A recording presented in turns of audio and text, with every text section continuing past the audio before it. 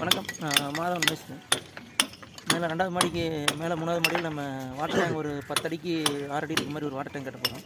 அந்த water tank வந்து போன வீடியோவில் நம்ம அடிமட்டம் காங்கிரீட் போட்டு சைடு காங்கிரீட் போட்டு எப்படி கம்பி கட்டணும், எப்படி சைடு வால் கம்பி நெட்டணும் அப்படின்னு பார்த்தோம். இந்த வீடியோவில் பார்த்தீங்கன்னா நம்ம அதில் கேப் விட்டு அந்த பைப் லைனை வந்து நம்ம வச்சு பேக் பண்ண போகிறோம். நம்ம பெரும்பாலும் டேங்க் கட்டி முடித்து அதில் பிரேக்கர் வச்சு ஓட்ட போட்டு அப்புறம் தான் பைப் வைப்போம். நம்ம முன்னாடியே சைடு வால் கட்டுறதுக்கு முன்னாடியே அந்த இடத்துல கேப் விட்டு பைப் வச்சிட்டோம் அப்படின்னா நல்லா ஸ்ட்ராங்காக இருக்கும். 2 பக்கம் பேக் பண்ணுறது ஈஸியாக இருக்கும். அதே எப்படி அந்த பைப் வைக்கிறோம், அந்த பைப் வச்சு பேக் பண்ணுறோம் அப்படிங்கிறத இந்த வீடியோவில் பார்க்கலாம். இந்த டேங்க் கட்டி வச்சு சுற்றியும் சைடு வால் ராடு விட்டு நம்ம ஒரு அடி காங்கிரீட் போட்டோம். காங்கிரீட் போட்ட முன்னாடி காங்கிரீட் போடுறப்ப நம்ம எந்த இடத்துல பைப் வைக்கிறோன்னு சொல்லி எலக்ட்ரிஷியன்ட்டு கேட்டு நம்ம இது மாதிரி கேப் விட்டுறது பெஸ்ட்டு. ஒரு 4 பைப் வந்தாலும் 6 பைப் வந்தாலும் இது மாதிரி கேப் விட்டோம் அப்படின்னா அடுத்த நாள் சைடு பைப் பிரிச்சோன்னே பேக் பண்ணிடலாம். சுற்றி சைடு வால் போட்டு உள்ளே ஒருத்தர் வெளியே வந்து பெரும்பாலும் பேக் பண்ணுவோம். இது மாதிரி இந்த சைடில் பார்த்தீங்கன்னா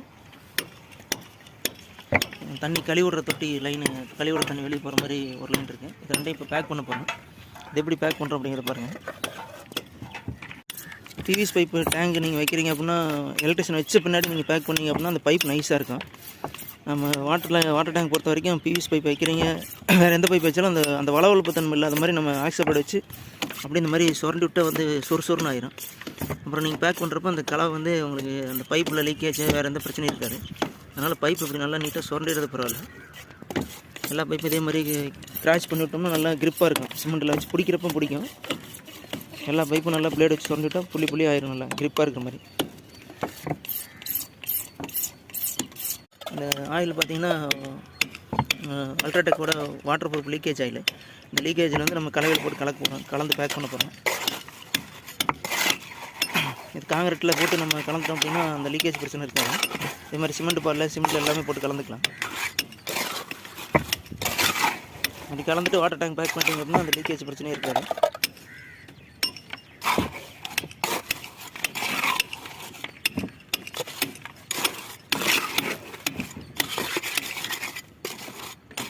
கட்டினா தண்ணியாட்டம் கலவை அப்படியே தண்ணியாட்டம் ஓடிடும் கலக்கலாம். பைப்பு வைக்கிறப்ப அந்த அடிமட்டத்தில் நல்லா நீட்டாக சுத்தம் பண்ணி விட்ருங்க. சுத்தம் பண்ணி விட்ட பின்னாடி அது க்ளீனாக இருக்கும். சைட்லாம் சிமெண்ட் பால் ஊற்றி விட்ருவோம். சிமெண்ட் பால் ஊற்றிட்டு காங்கிரீட் இப்போ நம்ம வாட்டர் ப்ரூஃப் ஆயில் கலந்த காங்கிரீட் இருக்கும். அந்த காங்கிரீட் வந்து அந்த பலகை ஒரு 1.5 இன்ச்சு பலகை மட்டும் போட்டோம் அப்படின்னா பலகை மட்டும் போட்டு அப்படியே அந்த நம்ம சுரண்டி வச்சுருக்கிற பைப் வந்து உள்ளே வச்சு அப்படியே பேக் பண்ணிக்கலாம்.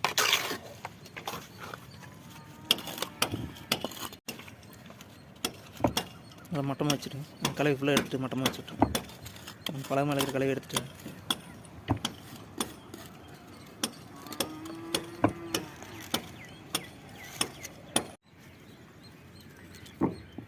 பைப் வந்து 1 இன்ச்சு பைப் வச்சிங்க அப்படின்னா நிறைய பைப் வைக்கணும்.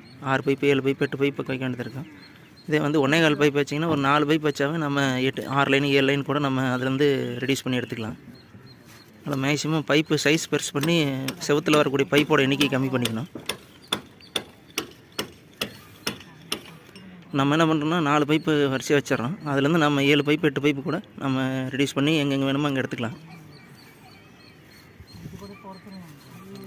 இந்த பைப்புக்கு இன்னொரு பைப்பு இடையில் இருக்கக்கூடிய கேப் இடைவெளி பார்த்திங்கன்னா 1 இன்ச்சு இருக்கிற மாதிரி வச்சிட்டோம் அப்படின்னா நமக்கு கிளாம்ப் போடுறது கரெக்டாக இருக்கும்.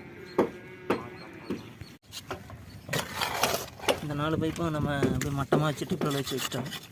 ரஸ் மட்டம் வச்சு மட்டம் பண்ணி 4 பைப் வச்சதுக்கப்புறம் பார்த்திங்கன்னா அந்த காங்கிரீட் கம்பியோட கேப்பில் மேலே காங்கிரீட் போடுறோம். காங்கிரீட் போட்டு அப்படியே பேக் பண்ணிடுறோம். காங்கிரீட் போட்டு நல்லா பார்த்திங்கன்னா தெரியும் இந்த ஜாயிண்டில் சும்மா கதக்குன்னு அந்த பைப்போட ஜாயிண்ட் வர இடம்னா அப்போ தான் வந்து நமக்கு அந்த தொட்டியில் லீக்கேஜ் பிரச்சனை அப்படிங்கிறதே வராது.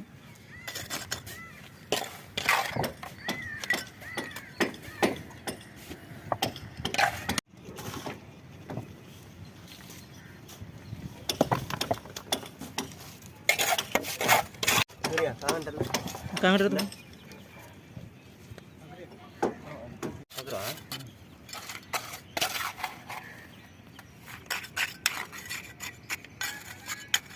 உங்களுக்கு மசாலா அள்ளி போட்டு சைடில் போட்டுட்டு பேக் பண்ணி நல்லா டைட்டாக போட்டு ஒருத்தர் தட்டினீங்கன்னா நல்லா பால் ஏறி போட்டு நல்லா போட்டு தட்டி விட்டிங்கன்னா நல்லா பால் ஏறி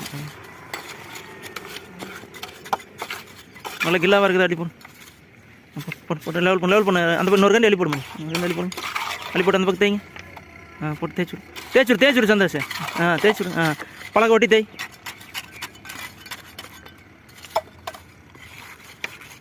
பழக ஒட்டி அப்படி தேய்ச்சுடு. நல்லா கில்லாயிரும்.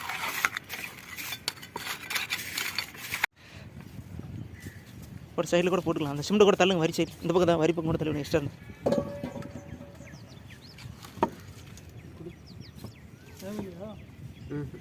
வெடி.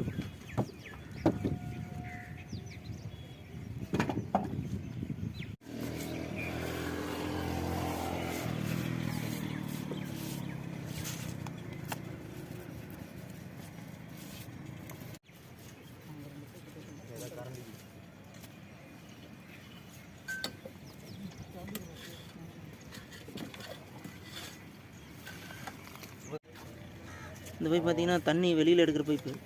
4 பாத்ரூமு, ஒரு கிச்சனு, ஒரு வெளியில் செடியில் வைக்கிற மாதிரி இடத்துக்குலாம் எடுக்கிறது இந்த 4 லைன் போட்டோம். அந்த பக்கம் நான் தொட்டி கழுவி விடுற பைப் இருக்குது. தண்ணி தொட்டி க்ளீன் பண்ணுற பைப்பு. அப்போ தான் நம்ம தொட்டி கழுவி விட்டு அந்த பைப்புலேயே வெளியில் போவோம். அந்த பைப்பும் அப்படி வச்சிடலாம் தொடர்ந்து.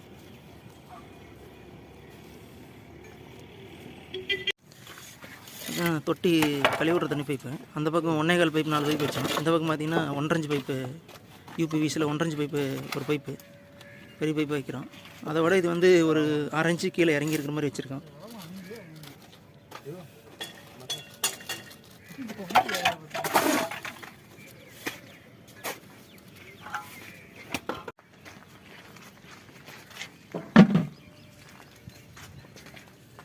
மசாலா